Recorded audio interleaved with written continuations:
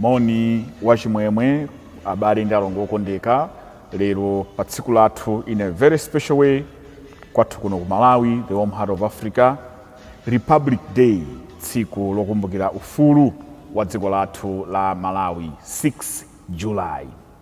Mawu athu a tsiku la lero, mawu oyamba, mawu ambuku loyamba la Mafumu 1 Mafumu 3 ndime 5 kenako ndime 7 kulekeza 12. Kenako uthenga wabwino ndi uthenga wa Yohane mutu 15 ndime ya 9 kulekeza 17. Mawu amenewa awerengedwa potengera tsiku la Malawi Republic Day. Mawu a kalendara ya mpingo wa Katolika ndi Genesis mutu 22 ndime ya 1 mpaka 19. Ndipo mawu mthenga wabwino awerengedwa kuchokera mu mthenga wabwino wa Mateyo mutu 9 ndime ya 1 kulekeza 8. Amene akutiwerengera mthenga wabwino komanso kutigawira mawu ndi Reverend Father Augustine Kaliu kuchokera ku St. Matthias Parish, Lumbadzi, mu Archdiocese ya Lilongwe. Ambuye akhale nanu, akhalenso ndi mzimu wanu. Mawu a mthenga wabwino monga adalembera Yohane woyera. Ulemu kwa inu Ambuye. Monga momwe Atate amandikondera, inenso ndakukondani. Khalani m'chikondi changachi. Ngati musunga malamulo anga, mudzakhala m'chikondi changa, monga momwe ine ndasungira malamulo a Atate anga, ndipo ndimakhala m'chikondi chawo. Ndikukuwuzani zimenezi kuti chimwemwe changa chikhale mwa inu, ndipo chimwemwe chanu chikhale chathunthu. Lamulo langa ndi lakuti muzikondana monga momwe ine ndakukonderani. Palibe munthu amene ali ndi chikondi choposa ichi chakuti munthu ataye moyo wake chifukwa cha abwenzi ake. Inu ndinu abwenzi anga ngati muchita zimene ndikulamulani. Sindikutchulaninso antchito ayi, pakuti wantchito sadziwa zimene mbuye wake ali kuchita. Koma ndikukutchulani abwenzi, chifukwa zonse zimene ndidamva kwa Atate anga ndidakudziwitsani. Sindinu mudandisankhula ine ayi, koma ndine ndidakusankhani inu. Ndipo ndidakupatulani kuti mukabale zipatso zake zokhalitsa, kuti chilichonse chimene mungapemphe Atate m'dzina langa akupatseni. Lamulo langa ndi lakuti muzikondana. Mthenga wa Ambuye. Ulemu kwa inu Ambuye Yesu Khristu. Lero monga tanena kale tsiku lathu kwa ife ya Malawi, our very beautiful day as Malawians. It's Republic Day, Independence Day, tsiku lonyadira kuti we are a republic, ndife ndithu dziko loyima palokha. Ndipo Mulungu mwachikondi chake potipatsa dziko limwe padera akupitiriza kutiyankhula kudzera m'mawu ake. Lero tisinkhasinkha zimene mawuwa akutiyankhula maka pa mfundo zikuluzikulu ziwiri: nkhani yopempha nzeru kwa Mulungu, ndipo kulola nzeruzo kuti zilamulire miyoyo yathu, komanso kukhala anthu a mtima wa chikondi, kuonetsana chikondi chathu pamene tikukhala m'dziko lathuli ndi kumaoneka kuti nzeru tikunenazi komanso chikondi tikunenachi si chapakamwa chokha, koma zikuonekanso m'makhalidwe athu. Mawu a m'buku la Mafumu akutikumbutsa about Solomon, the great king of Israel. Thupi ndi lanu Mbuye, moyo ndi wanu, chilichonse munandilengera, chilipo ndimasowekera, mundipatse nzeru. Chilipo ndimasowekera, mundipatse nzeru. tikuidziwa ambiri ena mwa ife nyimbo imeneyi ikuchokeratu mukupempha nzeru kwa Solomoni, amene tikudziwa bwino lomwe how wise he was, wisdom. Akanapemphadi zinthu zambirimbiri zosiyanasiyana zidawakomera Ambuye kuti Solomoni adapempha zimenezi, ndipo Mulungu adamuwuza Solomoni kuti chifukwa chakuti wapempha zimenezi, osapempha moyo wautali kapena chuma kapena imfa ya adani ako, koma nzeru zolamulira anthu bwino, ndiye ine ndidzakuchitira ndikuchitira zimene wapempha. Funso nkumati, kodi olo nditakhala ine, tikhale ifeyo, mukhale inuyo, tisangona nkhani ya mfumu Solomoni tione atsogoleri athu alero iyayi, koma aliyense kudzifunsa kodi Mulungu atipatsa mwayi umenewo mukufuna kupempha chani? Mayankhotu angakhaleko kind osiyanasiyana. Ena chumacho iyayi imene zilili akhoza chipemphadi, ine ndipatseni dola cash yavuta, ndikufuna dola, ndikufuna chuma, ndikufuna makhobidi, khusa, ndalama, money. Ena tikhoza kutero. Ena mwina moyo wautali kumene, koma nguva bwino ndi moyo moyo basi, moyo okhaokha utalike. Ndena njia apa nkhani yakuti mwina kupempha imfa ya adani. Kandi angati ndingapemphezo zimenezo, uyu sindimuona bwino asowe, uyu sindicheza naye bwino avaye, uyu woipa uyu azipita. Tikaona moyo wathu, ka ndale zathu, ka moyo wathu mipingomu, moyo wathu kuti monga ndanena kale, tisangothamanga maso athu kuona patsogoleri athu tikuwadziwawa, ka kumpingo kwathu aja kandi andani, koma kudziunika mu mtima muchifukwa onse tikuwanenawa ka tikuwaona atsogoleriwa ndi zipatso za mabanja athu, ndi zipatso za moyo wathu wa tsiku ndi tsiku, mmene tikukulira, mmene tikulereranso ngakhale ana athu. Nifake tikunena kuti kusinkhasinkha kwa kupempha chinthu kwa Mulungu kuyambira aliyense payekha, grassroots level. Ndine kholo, ndingapemphe chani kwa Mulungu? Ndingapemphere chani ana anga? Ndipo ana anga ndikuwawuza bwa. Ndinenso mwana, ndikuyamwira zotani kwa makolo anga? Ndakula ndaziwa chabwino ndi choyipa, ndikupempha chani kwa Mulungu? Kupempha nzeru, abale ndi alongo okondeka, ndi chinthu cha mtengo wapatali chimene chingathandize mtsogoleri wina aliyense pa dziko lapansi, chimenenso chingathandize ife tonse kukhala anthu anzeru ndi kumaoneka ali kuti apa pali nzeru, kuona zinthu zaluso, kuona zinthu zabwino, nkuona di kuti apa pali nzeru. Yakwana nthawi yakuti independence ndi imeneyo, Republic Day ndi imeneyoyo, koma kodi nzeru zathu? Amalawi ambiri ali ndi nzeruwa, awa amene amangopezeka kuti pang'ono ndi pang'ono apita kale out for greener pastures. Kodi kusonkhanitsa nzeru zawo sitingapezeke kuti tapanga zinthu zakupya, tapanga zinthu zooneka zolozeka? Kugawana nzeru uku sitikunena nkhani yongokhala ndi makonferensi mbali mwa nyanjamu, nkhani yongokhala ndi ma-meeting awa ndi awa, iyayi, koma kuoneka nditu kuti indeed tili ndi luwana mwachitsanzo, nzeru zikuoneka kumeneko, komanso ulimi uja ukuonekadi ndithu kuti ukuwapindulira amphawi aja. Komanso iyayi siliona yokha iyayi, kodi nanga kumastiku kukutuluka zotani? Nkuonekanso ndithu kuti iyayi achinyamata akamatulukako, boy girl onse nzeru zakuya, osangoti zangothera mkalasi muja chigauni avala chipewa chija, iyayi, koma kuoneka kuti padzukatu ma structures apa, padzuka zakuti apa. Sipokhapo ayi, nkuonanso ndithu kodi mmene tikunenera za mubasi, poleyi, mmene engineering ilili, kodi how worthy are our roads to move on? Mmene timafunira certificate of fitness of the car, galimoto ikhale yonena kuti ikuyenera kuyenda pa nsewu, kodi kupole kutuluka zotani zokoza nsewu wakupya wabwino, wonena kuti nsewuwonso galimoto yamikire kuti ndikuyendetsedwa pa nsewu wachaniso wabwino.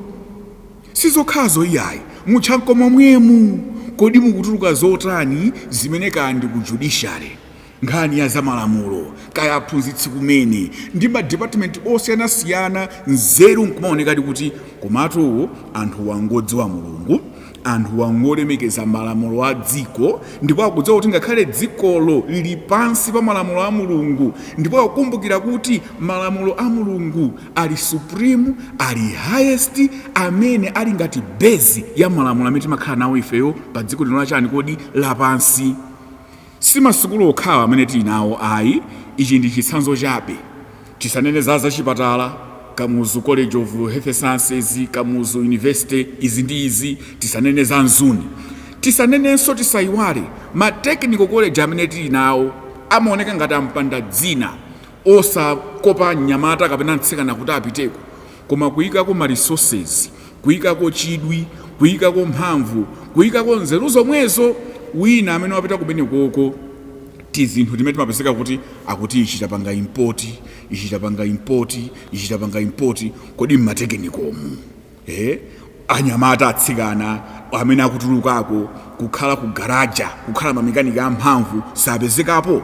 Nzeru zina si wonse amene amakhala ndi mwayi wakuti masukulu onse tatchulawa, ngakhale matekeniko tikunenawa, amakhala kuti apeza mwayi wopitako. Tikuyenera kuyambaso kumapanga highlight, kumaonetsetsa kuti pali achinyamata ena, anyamata ena, atsikana ena amene ngakhale pepala lolozeka alibe, loti kankapepala ka form 4 lomwina nzeru za academic simbali yawo, koma nkudabo kuti mina akujambulira munthu, mina akupangira maluso ena ake, kuti zikhala bwanji. Nawonso ndi nthambi ina yofunika kuti dziko litukuke.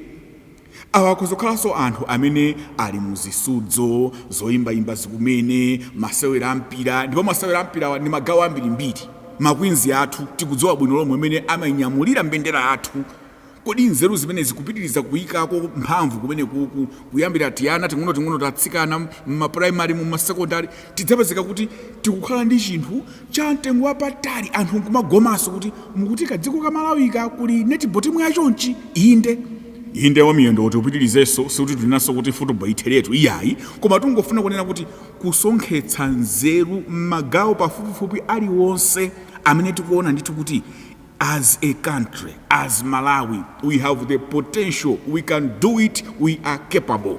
Tithokoze Mulungu kuti alipo masukulu onse tatchulawa, inde alipo ma graduates amene amachitadi zinthu zolozeka, zolemekeza malamulo a Mulungu, zomulemekeza Mulungu mwini komanso kulemekeza anthu ena.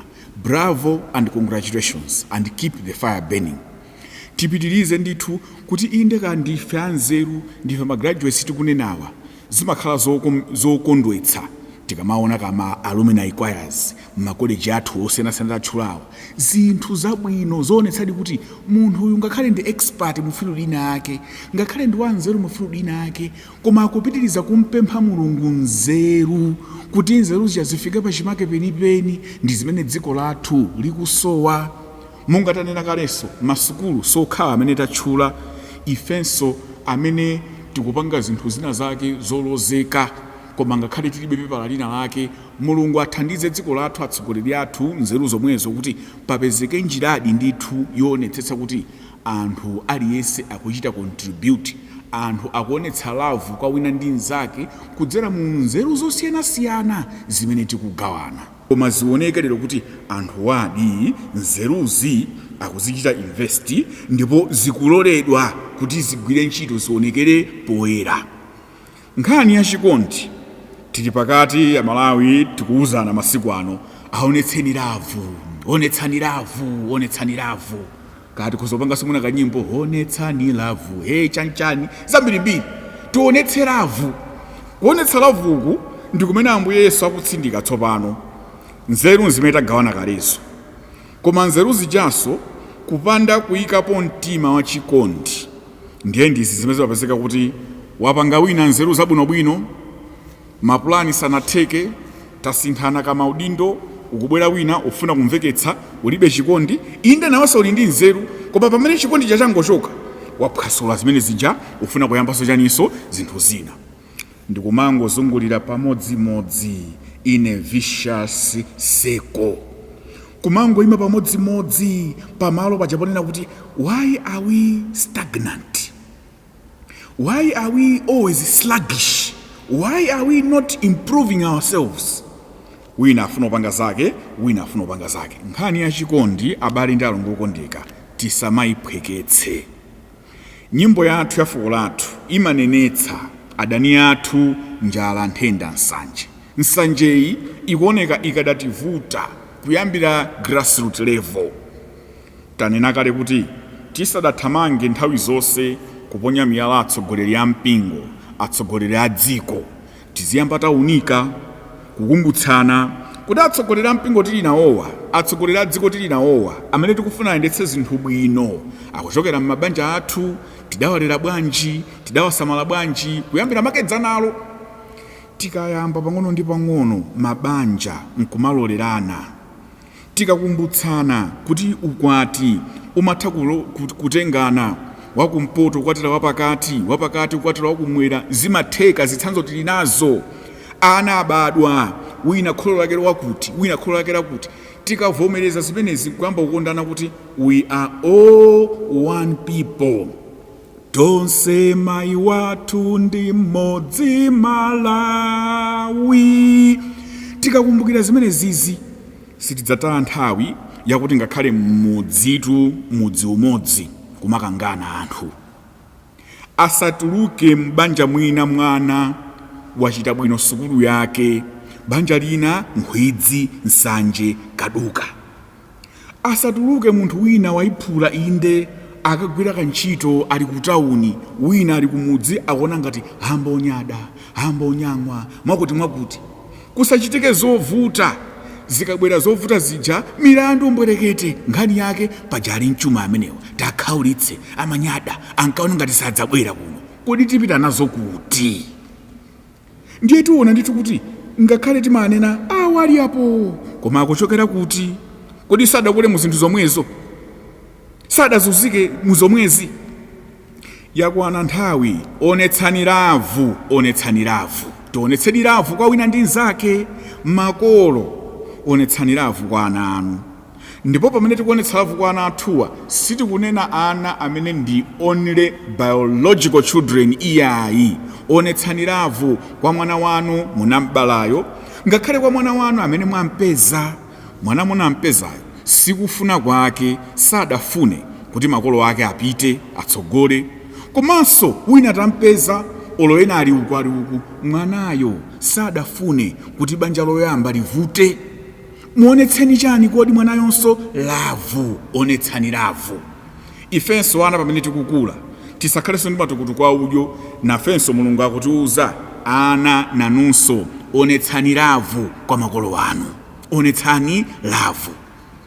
Kati tili maubwenzi osiyanasiyana, tili pa ulendo enafe okukhala pa banja, tinakali pa chibwezi chodziwika bwino chopatsana ulemu, tionetsane chani kodi? Lavu.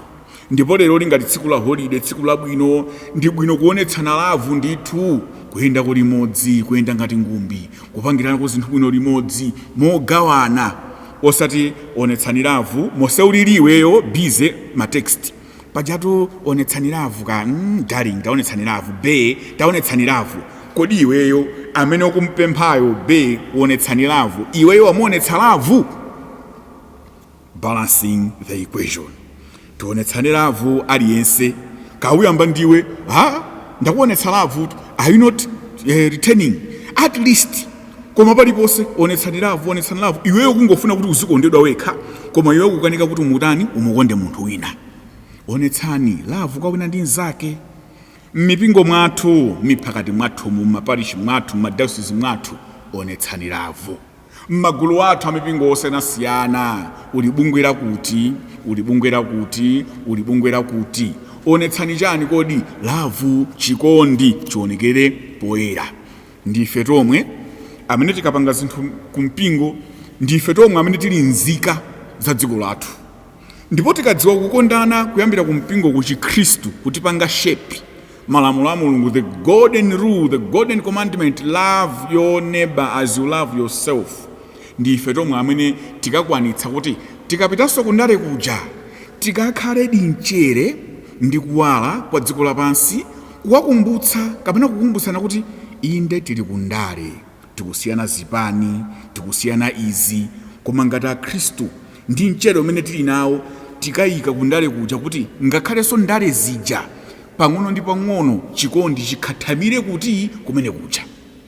Nthawi imene chikondi chidzakhathamire ngakhale kundale sitidzakhala ndi zokangana zopanda pake, sitidzakhala ndi kumapanga madiru anseri, sitidzakhala ndi kumapanga zinthu zonena kuti nthawi zonse ndidzimveketse ndine ayi, sitidzakhala ndi nthawi yomayang'ana zigawo, uyu ngochokera kuti ayi, ameneyo ayi, uyu ngobwera kawopita ndi uti kamwakuti chifukwa cholephera kuonetsana chikondi. Tiye tipempherere dziko lathu la Malawi. Takhala zaka zambiri over 50 years tikudzichira kuti we are a republic, koma izi zikhala ngati nkhamba kamwa pamene tikupitiriza kuona umphawi wadzaoneni pakati pathu. Izi zikhala ngati nkhamba kamwa pamene tikupitiriza kuona anthu kulephera kuti achire bwinobwino mzipatala mwathu, mankhwala kupitirira kumasowa ndi kuona zinthu zimene zikuoneka kuti kodi chikuvuta ndi chani. Kuonetsana lavu kusangokhala nthabwala chabe ayi, kukhale kwa tanthauzo kwenikweni tonse kuyambira m'mabanja mwathu kumafika ku mtundaku tionetsane chikondi cha Mulungu. Happy Independence Day, Mother Malawi. Amen.